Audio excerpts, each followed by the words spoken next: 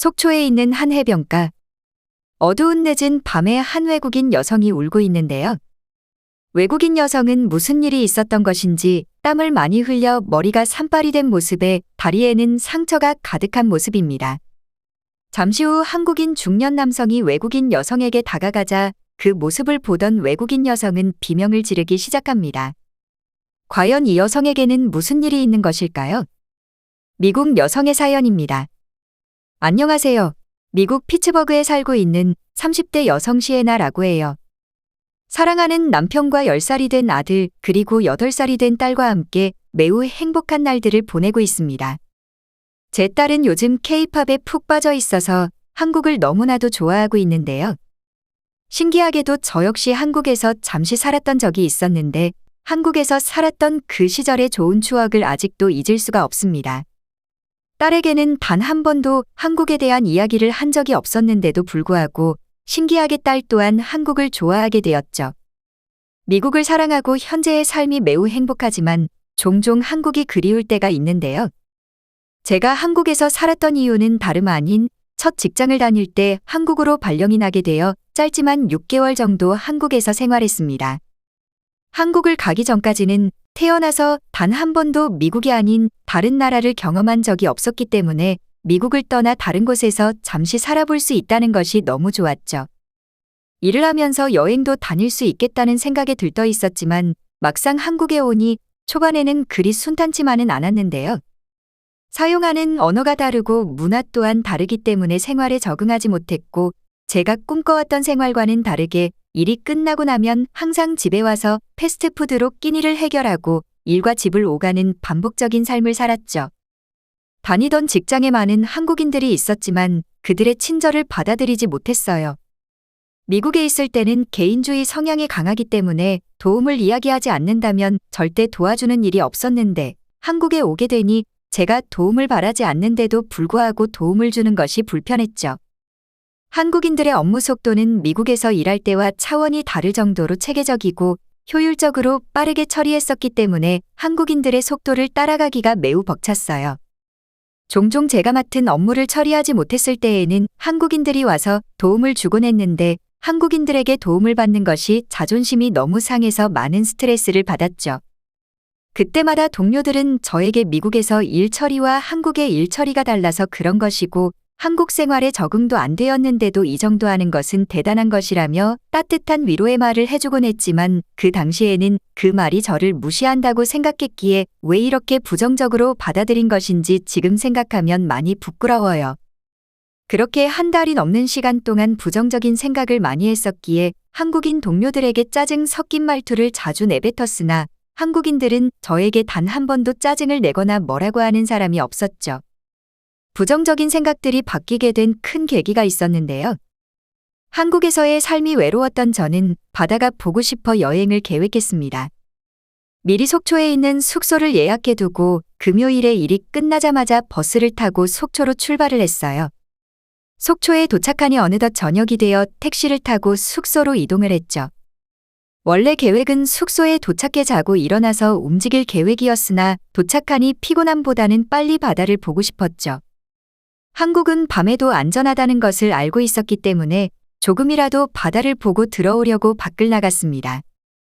숙소와 바다는 거리가 가까웠기 때문에 충분히 걸어서 이동을 할 수 있었는데요. 해안가에 도착하니 파도 소리가 들려오며 시원한 바람이 불었죠. 오랜만에 가슴이 뻥 뚫린 느낌이 들어 산책을 조금만 하다가 들어가야겠다는 생각으로 걷기 시작했습니다. 조금 걷다 보니 배가 고파오기 시작했고 아직도 많은 상점들이 영업을 하고 있었기에 숙소로 돌아가서 지갑을 들고 나와야겠다고 생각했죠. 처음에 앞에 바다만 잠시 보고 들어올 거라고 생각해서 지갑하고 핸드폰을 챙겨 나오지 않은 것이 문제가 됐는데요. 분명 얼마 걷지 않았으니 왔던 길을 되돌아가면 될 거라고 생각했는데 어두웠던 것이 문제였는지 숙소를 찾을 수가 없었습니다. 이곳저곳을 가봐도 숙소가 보이지 않아 당황하기 시작했는데요. 금방 찾을 수 있을 거라 생각했던 숙소는 오랜 시간을 헤매고 돌아다녀도 찾을 수가 없었죠. 설상가상으로 어두운 곳을 돌아다니다 넘어지는 바람에 다리에 상처까지 입게 되었어요. 처음 길을 헤매고 다닐 때만 해도 한두 명의 사람들이 종종 보이곤 했는데 시간이 얼마나 지났는지 알 수는 없었지만 오랜 시간을 헤매고 다니다 보니 돌아다니는 사람들마저 볼 수가 없었습니다. 이러다가 정말 큰일 날 수도 있겠다는 생각이 들기 시작했죠. 아무리 한국의 밤이 안전하다고 해도 늦은 밤 외국인 여자 혼자 돌아다니는 것은 절대 안전할 수가 없다는 고정관념이 있었으니까요. 온몸이 땀 범벅이 된 상태에 다리마저 아프니 제 신세가 너무 처량하다는 생각에 저도 모르게 눈물이 나오더군요. 그렇게 길에 주저앉아 울고 있는데 한 중년 남성이 저에게 다가오는 모습이 보였어요. 가까이 다가오자 덩치도 크고 험상궂게 생긴 모습에 극도로 긴장을 하게 되어 저도 모르게 살려달라고 비명을 질렀습니다. 제가 비명을 지르자 남성은 당황한 것인지 어쩔 줄 몰라 하며 저에게 한국어로 말을 건넸지만 저는 알아들을 수가 없었죠. 남성의 당황한 모습을 보자 저도 모르게 귀엽다는 생각을 하며 긴장이 확 풀리더군요. 대화가 통하지 않았기 때문에 손짓 발짓으로 설명을 하려 했으나 그마저도 쉽지 않았죠. 제 상황을 몸짓으로 표현해서 설명한다는 것이 너무 난해했으니까요. 남성은 도저히 안 되겠는지 따라오라는 손짓을 하며 저를 어디론가 데려갔습니다. 남성이 이끌고 간 곳으로 도착하니 영업을 종료한 식당이었는데요. 식당 안으로 들어오라는 손짓을 보내왔지만 저는 안으로 들어가는 것이 무서웠기 때문에 들어가지 않고 머뭇거리자 남성은 밥을 먹는 몸짓을 하며 저를 안심시켰죠. 식당으로 들어가 자리에 앉아 있으니 잠시 후 남자의 아내로 보이는 중년 여성이 오더니 저에게 무언가 말을 건네고 주방으로 들어갔어요. 남성은 연고와 밴드를 가지고 와서 손짓으로 제 다리를 가리키는 모습이었죠. 다리에 피가 나는 것을 보고 밴드를 가져다 주신 거였습니다. 식당에 있는 거울에 비친 제 모습을 보니 거지가 따로 없어 보였죠.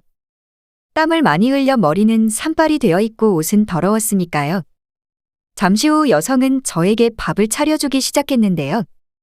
반찬을 하나둘씩 세팅을 시작하더니 알 수 없는 국과 밥을 함께 저에게 주며 먹으라고 했죠. 긴장이 어느 정도 풀린 것인지 국을 한 입 떠먹자 처음 먹어보는 음식임에도 너무 맛있었어요. 제가 정신없이 먹기 시작하자 천천히 먹으라는 손짓과 함께 밥을 더 가져다 주며 저를 흐뭇하게 웃으며 쳐다보셨죠. 그렇게 밥을 다 먹으니 남자는 어디론가 전화를 걸어 저를 바꿔주더군요. 전화에는 젊은 여성의 목소리가 들려왔고 영어로 대화를 할 수 있었습니다.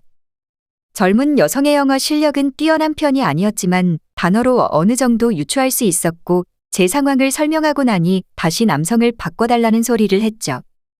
남성은 제 상황을 들었던 것인지 잠시 고민을 하는 모습을 보였습니다. 그러더니 어디론가 전화를 걸기 시작했어요. 전화를 걸고 끊었다가 또 거는 모습을 몇 차례 반복하자 저에게 따라오라는 손짓을 다시 하더군요. 남성의 손짓에 이끌려 차에 타게 되었고 조금 이동을 하자 제 숙소가 눈앞에 보였죠. 제가 몸짓으로 제 숙소가 맞는다는 표현을 하자 남성은 그제야 안도하는 모습을 보이며 엄지를 치켜 세우더군요. 감사하다며 인사를 드리자 남성은 미소를 지으며 떠나갔습니다. 꼭 다시 만나 살해를 하고 싶었으나 안타깝게도 그 모습이 남성의 마지막 모습이었죠. 그 당시에는 대화가 통하지 않아 연락처를 물어볼 수가 없었고 제가 묵었던 숙소의 남성의 연락처를 알아내고자 물어봤으나 알 수 없다는 소리를 해서 바로 다시 찾지 못하고 돌아와야만 했는데요.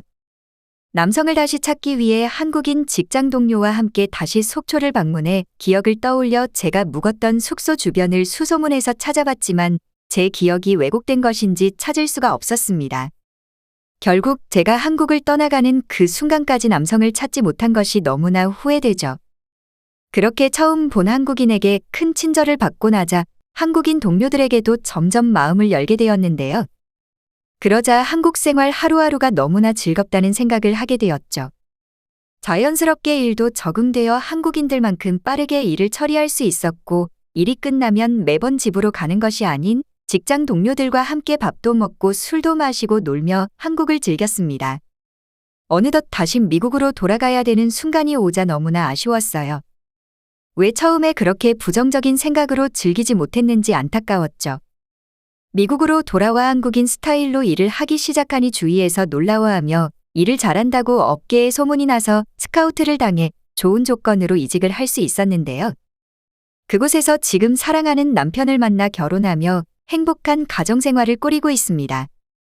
한국을 다녀온 뒤로 저 역시 한국인들에게 물들어 개인주의가 아닌 단체를 위한 행동을 많이 하다 보니 자연스럽게 동료들은 저를 좋아하기 시작했고 제 삶에 엄청난 변화가 생겼죠. 아마 한국을 경험하지 못했다면 아직도 많은 고정관념에 사로잡혀 행복한 인생을 살지 못했을 것 같아요.